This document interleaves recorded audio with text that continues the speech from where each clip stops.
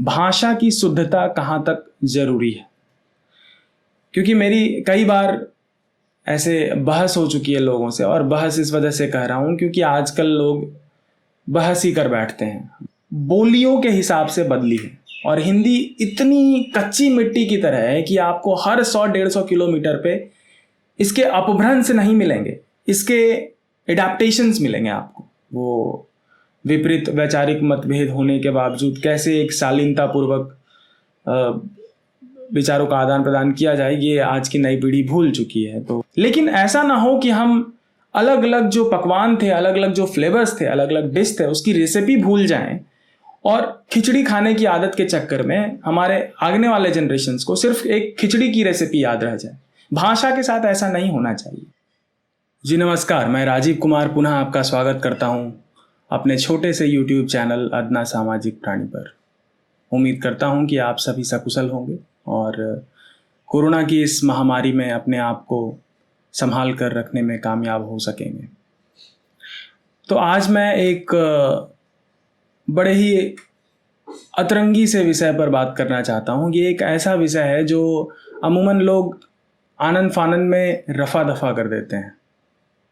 आज जो मैं शब्द यूज़ करूँगा, इस्तेमाल करूँगा, उस पर आप गौर फरमाएं, क्योंकि मैं एक ऐसी भाषा आप तक पहुँचाने की कोशिश कर रहा हूँ जिसका कोई लिखित प्रमाण नहीं है।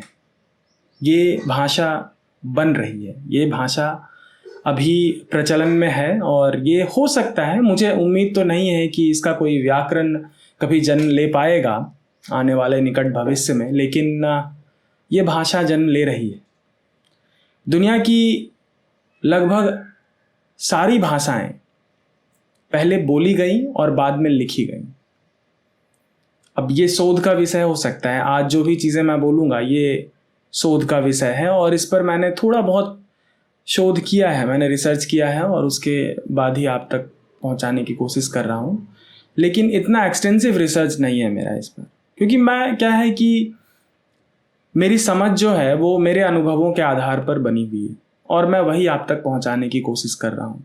अगर इसमें आपको कोई संशय हो, अगर मैं कहीं कुछ गलत बोल दूं या तार्किक रूप से अगर गलत हो तो आप तर्क से उसे सही करें।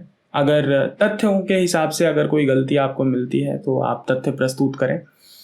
ज़रूरत यह है कि यह जो बातचीत है, ये जो डायलॉग है, ये होना बहुत ज़रूरी है, क्योंकि आज के डेट में हम, अगर आप देखा जाए तो लगातार हम सोशल मीडिया पे अपने विचारों को लोगों तक पहुंचाने की कोशिश में लगे रहते हैं और यह एक ज़रूरत है, यह एक सामाजिक ज़रूरत है।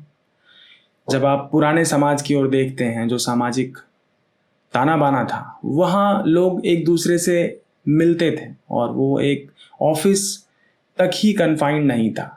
ऑफिस के बाहर भी आप लोगों से सोशलाइज कर रहे थे, सिर्फ पब जाना और मतलब आप बच्चों से लेकर के युगल से लेकर के आप प्रौढ़ावस्था तक या वृद्धावस्था तक भी देखेंगे तो एक बहुत ही अलग ढंग का सामाजिक आपको स्ट्रक्चर मिलेगा देखने में, जहाँ पे लोग एक दूसरे से बातचीत करते थे और समूहों में विचारों का आदान प्रदान होता था, जो कि अब कम होता जा रहा है। और कम नहीं, मैं कहूँगा कि वो सोशल मीडिया पर ज़्यादा हो रहा है, वास्तविक दुनिया में कम हो रहा है। तो सोशल मीडिया में जहाँ तक इन्होंने अगर देखा जाए कि सोशल मीडिया ने हमारी जो क्षमता है उसको काफ़ी आगे बढ़ाया है, क्योंकि ये मल्टीमीडिया प्लेटफॉर्म है जहाँ पे हम अलग अलग माध्यमों से अपने विचारों को प्रस्तुत कर सकते हैं।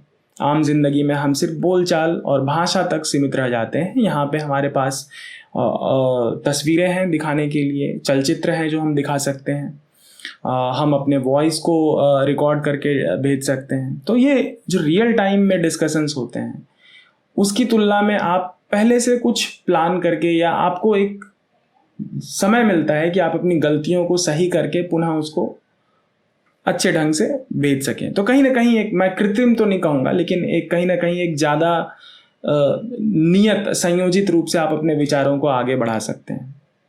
मुझे लगता है कि जो प्रीफेस है वो थोड़ा ज़्यादा मजबूत हो गया लेकिन आप थोड़ी देर मेरे साथ और समय गुजारें और हम इस पर बात करेंगे कि भाषा की शुद्धता कहाँ तक जरूरी है। क्योंकि मेरी कई बार ऐसे बहस हो चुकी है लोगों से, और बहस इस वजह से कह रहा हूँ क्योंकि आजकल लोग बहस ही कर बैठते हैं। वो विपरीत वैचारिक मतभेद होने के बावजूद कैसे एक शालीनता पूर्वक विचारों का आदान प्रदान किया जाए, ये आज की नई पीढ़ी भूल चुकी है। तो बहस ही कह लीजिए उसे। तो भाषा की शुद्धता और लिपि की शुद्धता, लिपि का मतलब स्क्रिप्ट, भाषा का मतलब लैंग्वेज। भाषा जो बोली जाती है, लिपि जो जिसमें भाषा को लिखा जाता है, उस शब्दों को लिखा जाता है। और इन दोनों को छोड़कर एक दो चीज़ें और है, एक है व्याकरण और दूसरा है शब्दकोश। तो ये चार चीज़ें हैं जिस पर आज हम थोड़ी चर्चा करेंगे। तो मैंने कुछ पॉइंट्स लिखे हैं, उसके बारे में बात करेंगे। तो सबसे पहली चीज़ है कि भाषा की जो शुद्धता है सभ्यता के अंदर, ये कहाँ तक जायज़ है, कहाँ तक इस पे हमें ध्यान देना चाहिए, ये ज़रूरी है या गैर ज़रूरी है, ये आवश्यक है या अनावश्यक है, इज़ इट इम्पॉर्टेंट और can be live without it. तो देखिए, मैंने आपको 3 अलग अलग भाषाओं में एक ही चीज़ बताई। अगर मैं मिला दूं इन भाषाओं को तो कुछ लोग कहते हैं कि ये भाषा को और समृद्ध करता है। अगर मैं कहूँ कि ज़रूरी है या अनावश्यक है, आवश्यक है या गैर ज़रूरी है, इज़ इट इम्पॉर्टेंट और ये अनावश्यक है, तो आपको सुनने में कैसा लगता है? मैंने क्या किया, मैंने अलग अलग भाषाओं को, उर्दू, हिंदी और अंग्रेजी को मिक्स करके आपके सामने बताया। तो एक बार कहने के लिए तो लगता है कि चलो ये अच्छी बात है, कोई बात नहीं, ठीक है, भाषाएं समृद्ध हो रही है, शब्दकोश एक दूसरे में इस्तेमाल किए जा रहे हैं, दूसरी भाषाओं में इस्तेमाल किए जा रहे हैं, बहुत अच्छी बात है। आप लिपि के बारे में सोचिए, जब आप इसको लिखेंगे तो भी आपको उर्दू और हिंदी में कहीं ना कहीं तो एक सुनियोजन दिखेगा, क्योंकि उर्दू वस्तुतः अगर देखा जाए तो ये अरबी, फारसी और हिंदी का मिश्रण है, जो भारतीय भूगोल में प्रचलित हुई।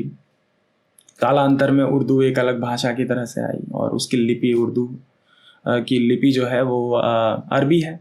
हिंदी को देवनागरी में लिखा जाता है और अंग्रेजी को रोमन में लिखा जाता है। तीनों ही भाषाएं उत्कृष्ट हैं और तीनों के अपने अपने अलग मायने हैं, अलग अलग मापदंड है, अलग अलग शुद्धता के स्तर हैं, और किसी से भी हीन भावना रखना गलत है।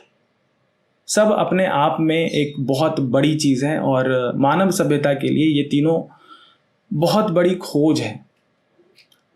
लेकिन शुद्धता की जहाँ तक बात आती है तो इससे ये शुद्धता हम इस वजह से खो रहे हैं क्योंकि हमारे लिए यह सहूलियत की बात है कि हम अपनी मर्जी से यहाँ वहाँ से शब्दकोशों और व्याकरणों को मिक्स करके खिचड़ी बना के लोगों तक प्रस्तुत करते हैं, और क्योंकि लोग समझ भी रहे हैं और क्योंकि एक जिम्मेदारी के साथ आप अपने शब्दों को नहीं रख रहे हैं, लोग भी जिम्मेदारी के साथ उन शब्दों को नहीं ले रहे हैं।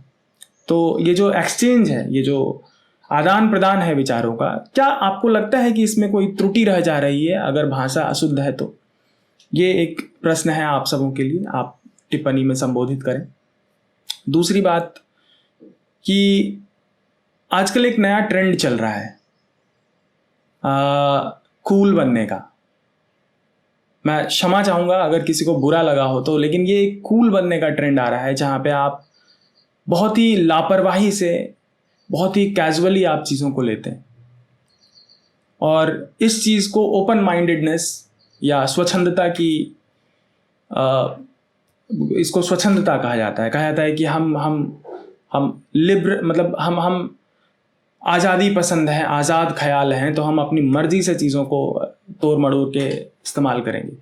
और एक बहुत बड़ा तबका जो है इसमें जाने अनजाने धीरे धीरे इसमें घुसता जा रहा है। तो ये भी एक विचारणीय विषय है।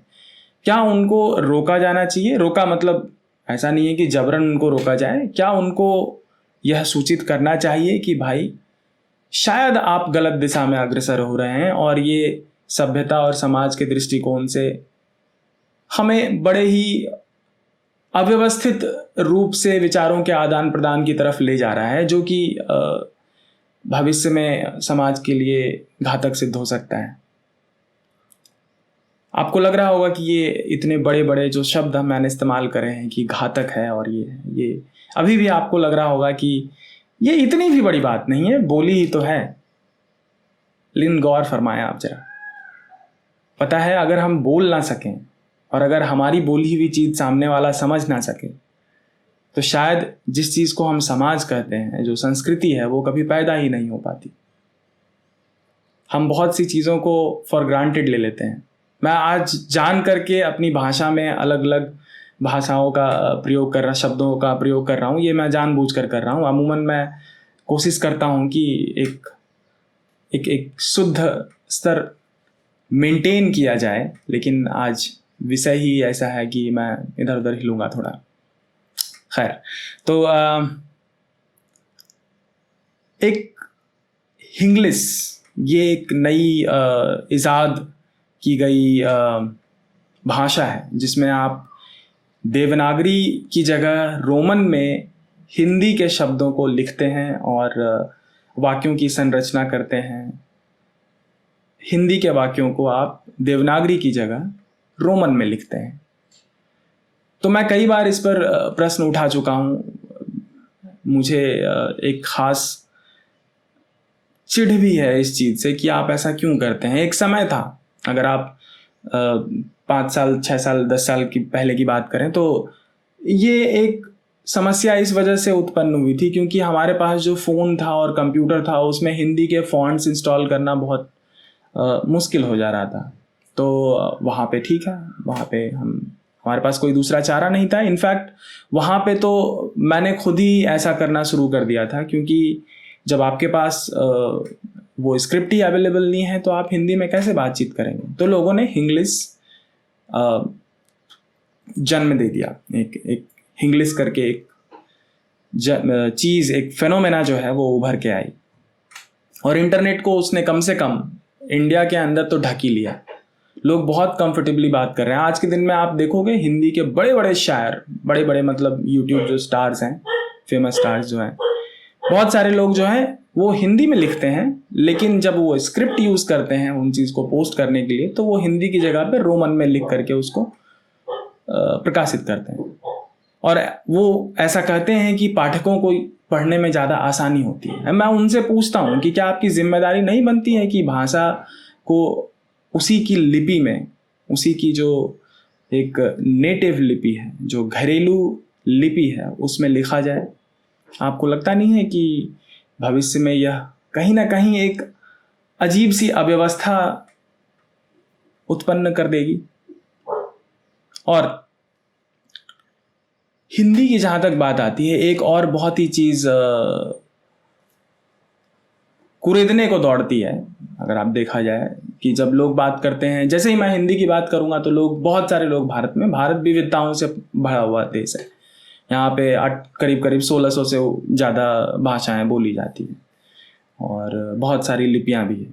तो इसमें क्या होता है कि एक मनमुटाव उत्पन्न हो जाता है, ख़ास करके साउथ इंडिया में आप ज़्यादा देखेंगे। और साउथ इंडिया को अगर आप छोड़ दें तो नॉर्थ ईस्ट की तरफ चले जाएं, नॉर्थ ईस्ट, साउथ, और इन दोनों को अगर छोड़ दें तो ऑलमोस्ट जितने भी भारत के राज्य हैं वहाँ पे हिंदी समझी ज़रूर जाती है। अगर बहुत ही स्पष्टता के साथ बोली ना जाती हो, लिखी ना जाती हो।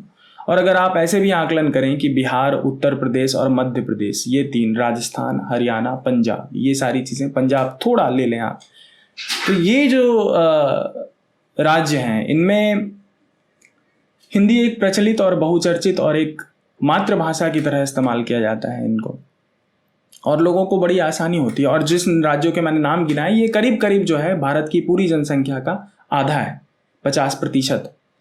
सिर्फ अगर अकेले उत्तर प्रदेश और बिहार को जोड़ लें तो 30% के ऊपर की आबादी हो जाती है भारत की, करीब करीब 30%। आंकड़े आप इधर उधर हो सकते हैं थोड़ा, उसके लिए मैं पहले ही क्षमा मांगता हूँ आपसे। तो इसीलिए, और दूसरी बात है, जब आप ये भी सोच कर देखिए कि महात्मा गांधी ने कहा था अहिंसा परमो धर्मा, सबने फॉलो किया, उनको राष्ट्रपिता का दर्जा मिला। हालांकि ये भी एक अलग ही मुद्दा है, खैर उसमें नहीं जाते। लेकिन उन्होंने ही कहा था कि हिंदी ही एकमात्र ऐसी भाषा है जो राष्ट्र को एक सूत्र में जोड़ सकती है। लेकिन लोग इस पर